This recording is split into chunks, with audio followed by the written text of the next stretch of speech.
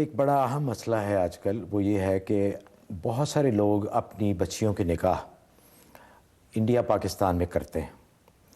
اور ان کا طریقہ کار یہ ہے کہ وہ لڑکیوں کو بتاتے نہیں، یا تو کبھی جب خود جاتے ہیں وہاں پہ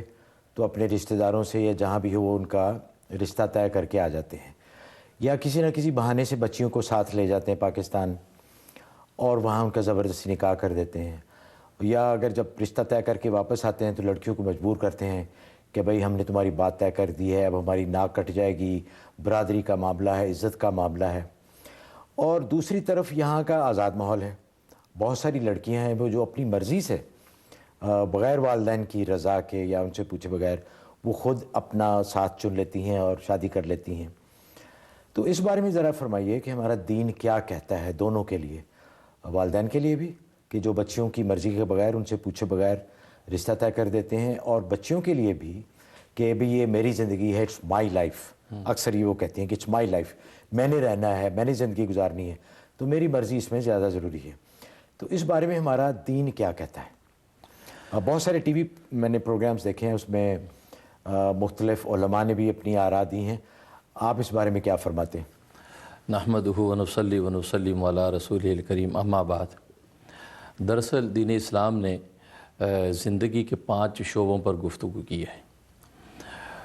اس لیے کہ انسانی زندگی انہی 5 شعبوں پر منحصر ہے، چھٹا کوئی شعبہ نہیں ہے۔ ایک تو عقائد پر گفتگو کی ہے، دوسرے عبادات،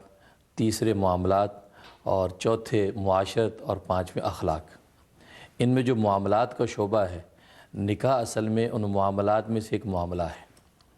اور شریعت اسلامیہ نے اس کو بہت اہمیت دی ہے، اس لیے کہ نکاح اصل میں 2 افراد کے مجموعے کا نام نہیں ہے، بلکہ 2 خاندانوں، 2 قبیلوں، 2 ریاستوں، بلکہ 2 ملکوں کی آپس میں الفت و محبت کا یہ پیش خیمہ ہے کہ اگر ایک ملک کی شہزادی ہو، دوسرے ملک کا شہزادہ ہو، ان کے آپس میں نکاح اور شادی ہو تو 2 ملکوں کے تعلقات استوار ہوتے ہیں۔ تو یہ ایک بڑی اہم جو ہے وہ معاملہ ہے نکاح کا، اس لیے شریعت اسلامیہ نے اس حوالے سے بڑی معتدل و متوازن ہدایات دی ہیں۔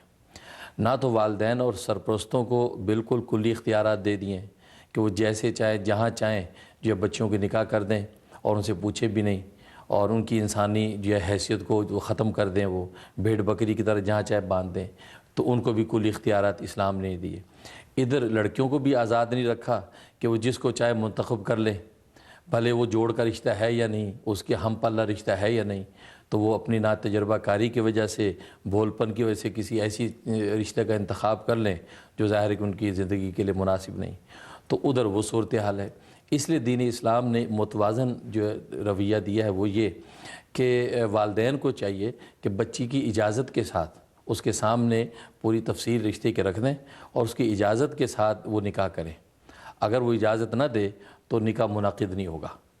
اور ان کو نکاح کرنے کو کوئی حق نہیں۔ اگر انڈیا پاکستان میں نکاح کر کے وہ آ گئے اور لڑکی کو بتایا کہ فلاں سے ہم نے نکاح کر دیا ہے، اور لڑکیوں کو پورا رائٹ ہے کہ وہ انکار کر دے کہ مجھے پسند نہیں ہے، میں نہیں کرتی، نکاح فسخ کرنا پڑے گا۔ اچھا، نکاح ٹوٹ جائے گا۔ اس کا اختیار شریعت نے اور لڑکیوں کو دیا ہے۔ اور دوسری طرف اگر لڑکی اپنی مرضی سے نکاح کر لے، اور اب دیکھا جائے گا کہ اس نے اپنے جوڑ میں نکاح کیا ہے یا بے جوڑ نکاح کر لیا ہے، تو والدین کو اس حوالے سے جو ہے انکوائری کرنے کا حق ہے۔ اگر والدین دیکھتے ہیں کہ یہ تو بے جوڑ نکاح کیا ہے، ہم پلہ نکاح نہیں ہے، اور اس حوالے سے یہ نکاح مناسب نہیں، تو ان کو یہ حق دیا کہ اس نکاح کو فسخ کر دیں، توڑ دیں۔ اچھا، ہاں، اور اگر ہم پلہ نکاح، بلکہ یہاں تک فقہ نے لکھا ہے کہ اگر لڑکی نے بغیر اولیاء کی اجازت کے بے جوڑ رشتہ کر لیا تو وہ فتویٰ یہی ہے کہ وہ نکاح منعقد ہی نہیں ہوتا، وہ نکاح باطل تو ہے۔ حضرت یہ کون طے کرے گا کہ یہ بے جوڑ ہے؟ بے جوڑ کی تفصیل شریعت نے بتائی، اصل میں 5 وہ چیزیں ہیں کہ جس کے اندر یہ کف کا مسئلہ ہے۔ وہ یہ ہے کہ سب سے پہلی کہ نسب کے اندر برابری ہونی چاہیے، دوسرا مسلمان ہونے میں برابری ہونی چاہیے،